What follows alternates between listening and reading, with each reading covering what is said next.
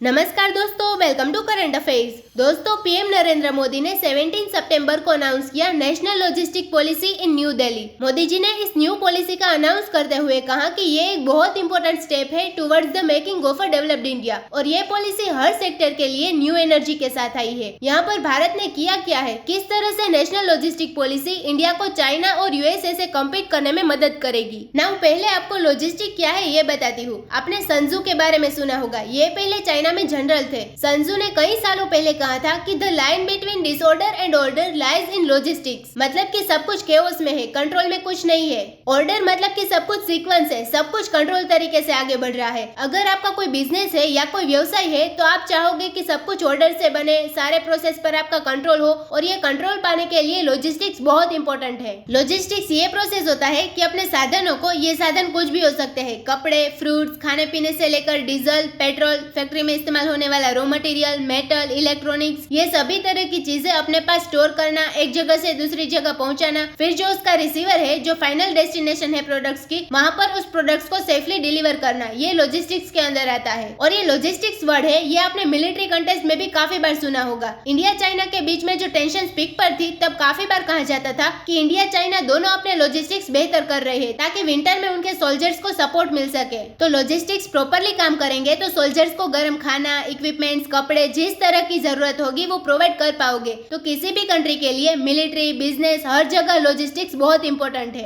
और लॉजिस्टिक्स से सब लोगों पर इम्पैक्ट पड़ता है। आप काफी बार ई कॉमर्स की किसी वेबसाइट से या फिर अमेज़न से आप कुछ ऑर्डर करवाते होंगे, वहाँ पर भी लॉजिस्टिक्स का कुछ रोल है। इसलिए जब recently national logistic policy release करी गई तो फ्लिपकार्ट, अमेज़न खुश हो गए कि हम अपने कस्टमर तक ज्यादा आसानी से सामान पहुंचा पाएंगे, हम बेहतर सर्विस प्रोवाइड कर पाएंगे। तो यहाँ पर हम काफी कुछ डिस्कस करेंगे, सो इस वीडियो को एंड तक जरूर देखिएगा। और आपने अभी तक हमारी चैनल को सब्सक्राइब नहीं किया है तो जरूर से सब्सक्राइब कर लीजिएगा ताकि हमारे वीडियो की लेटेस्ट नोटिफिकेशन आप सभी को सबसे पहले मिल सके। तो पहले हम बात कर रहे हैं हमारे देश के लॉजिस्टिक्स की, इकोनॉमिक पर्सपेक्टिव से बात कर रहे हैं। तो कई सालों से हमने बिलियंस ऑफ डॉलर्स गवाए हैं पुअर लॉजिस्टिक्स की वजह से, क्योंकि स्टोर करने की जगह नहीं है। कई बिजनेसमैन है जो इधर उधर घूम रहे हैं कि मेरे पास माल तो है, मैं मैन्युफैक्चर भी करना चाहता हूँ, लेकिन ट्रांसपोर्टेशन बड़ी स्लो होती है। हमारे यहाँ जो ट्रेन है ये बहुत हाई क्वालिटी की नहीं है, हमारे पास एक्सप्रेसवे नहीं है, स्टोर करने की जगह अगर है भी तो वहाँ पर माल काफी डैमेज हो जाता है। तो इस वजह से 2018 में उस वक्त के हमारे कॉमर्स एंड इंडस्ट्री के मिनिस्टर ऑफ स्टेट थे, इन्होंने ये कहा था कि इंडिया 14% खो रहा है अपने जीडीपी का ड्यू टू पुअर लॉजिस्टिक्स। हर साल की बात करें तो 2010 से रिपोर्ट आ रही है कि हर साल $65 बिलियन इंडिया खो रहा है इनएफिशिएंट सप्लाई चेन, मतलब कि पुअर लॉजिस्टिक्स के कारण। ये 2010 की रिपोर्ट है। मोस्ट रिसेंट रिपोर्ट देखोगे तो वहाँ पे आपको 80 से 90 बिलियन डॉलर दिखेगा। और यही रीजन है कि जब वर्ल्ड बैंक अपनी लॉजिस्टिक्स परफॉर्मेंस इंडेक्स की लिस्ट निकालता है, वहाँ पे नंबर 1 होता है जर्मनी। जर्मनी को लॉजिस्टिक के मामले में कोई बीट नहीं कर सकता। तो आज के समय आपने देखा होगा कि यूरोपियन यूनियन में न्यूक्लियर वेपन फ्रांस के पास है, यूनाइटेड नेशन सिक्योरिटी काउंसिल में सीट फ्रांस के पास है, मगर फिर भी यूरोप में मेन इंडस्ट्री जर्मनी संभालता है। यूरोप की मेन इकोनॉमी भी जर्मनी है। तो फ्रांस को तो हमने इकोनॉमी में बीट कर दिया, लेकिन जर्मनी को बीट करने में अभी कुछ साल लग जाएंगे, क्योंकि जर्मनी में लॉजिस्टिक्स का सिस्टम बहुत अच्छा होता है कि आप बिना कुछ सोचे मैन्युफैक्चरर कर सकते हो। आप सामान कहीं पर भी लेकर जाओ, पोर्ट में, रेलवे स्टेशन में, लास्ट माइल कनेक्टिविटी आपको मिलती है,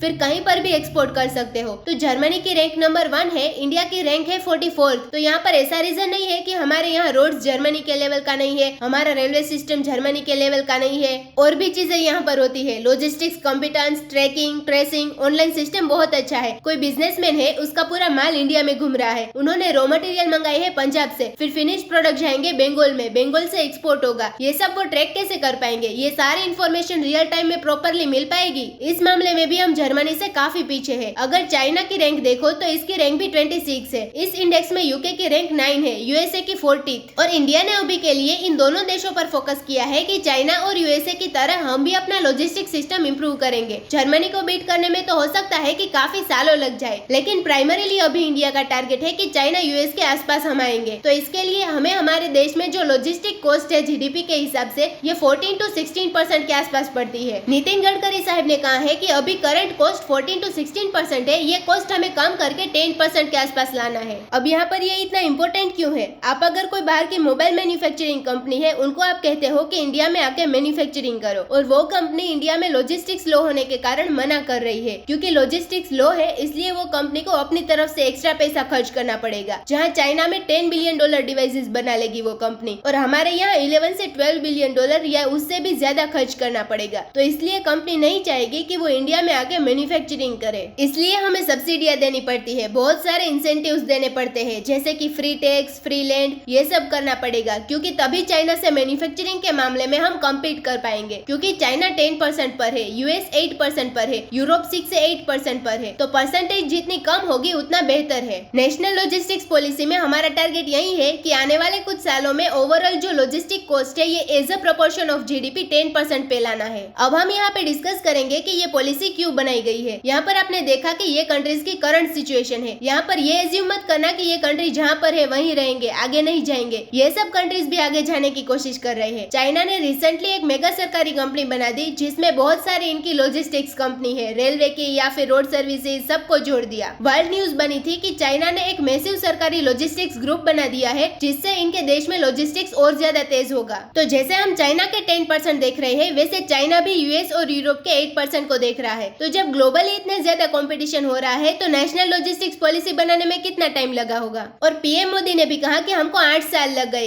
8 साल रिसर्च किया, स्टडी किया ग्लोबल पैटर्न्स को, उसके हिसाब से हमने फाइनली भारत की एक नेशनल लॉजिस्टिक्स पॉलिसी बना दी। और मोदी जी ने यहाँ पर यह भी कहा है कि नेशनल लॉजिस्टिक्स पॉलिसी से पहले बहुत सारे जो इनिशिएटिव स्टार्ट किए थे, जैसे कि सागरमाला, जिसमें हमने वाटरवेज को कनेक्ट करने का फैसला किया। वाटरवेज, अगर जो हमारी नदियां है देश में, उनसे अगर हम कार्गो एक जगह से दूसरी जगह लेके जा सकते हैं तो ये अपने आप में हम लॉजिस्टिक्स इंप्रूव कर रहे हैं और बिजनेसेस को रास्ता दे रही है अपना सामान एक जगह से दूसरी जगह पहुंचाने का। और भारत माला, जिसके अंडर हमारी जो सड़कें हैं ये इंप्रूव करी है, इंफ्रास्ट्रक्चर इंप्रूव किया है, तो ये भी अपने आप में नेशनल लॉजिस्टिक्स पॉलिसी को सपोर्ट करेगा। उसके अलावा 2021 में पीएम मोदी ने जब गतिशक्ति प्लान दुनिया के सामने रखा था, उसमें भी पीएम मोदी ने कहा था कि ओवरऑल भारत के इंफ्रास्ट्रक्चर में हम 100 लाख करोड़ रुपए खर्चेंगे, इससे भी ज्यादा का अमाउंट था। रिसेंटली उन्होंने ये भी कहा है कि अगर नेशनल लॉजिस्टिक्स पॉलिसी को सबसे ज्यादा सपोर्ट मिलेगा तो वो है गतिशक्ति प्लान। और ऑलरेडी जो इससे पहले हम स्टेप्स उठा चुके हैं, उससे हमने देखा है कि भारत का लॉजिस्टिक्स इंप्रूव हुआ है। जो टर्न अराउंड टाइम है कंटेनर वेसल्स का, ये पहले 44 आवर्स हुआ करता था, ये अब कम हो गया है, 26 आवर्स हुआ है। उसके अलावा कोल्ड स्टोरेज फैसिलिटी पूरे देश में बढ़ी है। तो देखो, इसका इम्पैक्ट ये होता है कि मान लो कुछ फिशरीज से रिलेटेड आइटम है, ये हमें एक्सपोर्ट करनी है, तो ताजी एक्सपोर्ट आप कर पाओगे, एक्सपोर्टर्स को ज्यादा पैसा मिलेगा उसका।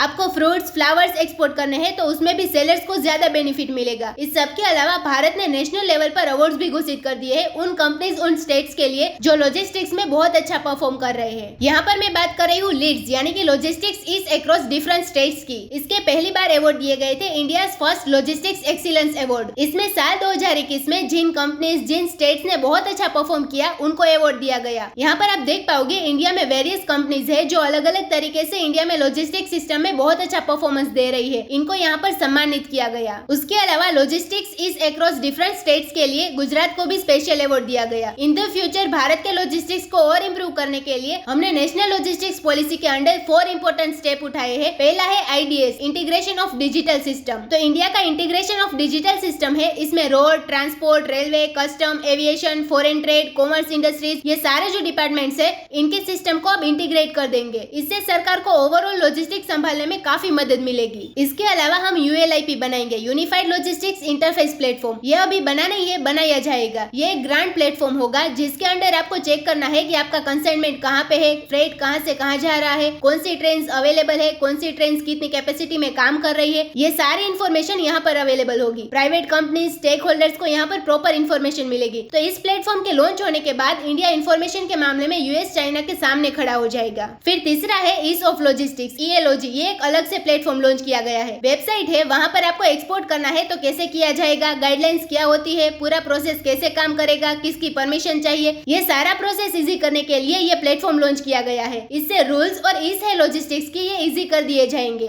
अब लास्ट है सिस्टम इंप्रूवमेंट ग्रुप, एसआईजी। इसके अंडर गवर्नमेंट ने स्कोप रखा है कि जो लॉजिस्टिक्स के सिस्टम बिल्ड कर रहे हैं और कल को अगर इंप्रूवमेंट चाहिए, कॉन्स्टेंटली वैलिडेशन चाहिए, तो ये सब एसआईजी संभाल लेगा। तो नेशनल लॉजिस्टिक्स पॉलिसी में एक तो हमारे पास टारगेट है कि जो लॉजिस्टिक्स परफॉर्मेंस इंडेक्स है इसमें टॉप 25 कंट्रीज में हमें आना है। ओवरऑल जो लॉजिस्टिक्स की कॉस्ट है भारत में, ये कम करके 10% के आसपास लानी है। उसके बाद ये भी टारगेट होगा चाइना की तरह कि इसको 8% के आसपास लेके जाए। इससे इंडिया में मैन्युफैक्चरिंग स्ट्रॉन्ग होगी, हमारे लोकल बिजनेसमैन का भी हौसला बढ़ेगा कि इंडिया में लॉजिस्टिक्स कॉस्ट अब कम हो गई है, तो बाहर की कंपनीज भी आएगी इंडिया में मैन्युफैक्चरिंग करने के लिए। तो ये एक बहुत बड़ा स्टेप है for the future of India. तो इसी नोट के साथ वीडियो करते हैं खत्म। उम्मीद है यहाँ पे आपको काफी कुछ जानने को मिला होगा। Thank you for listening.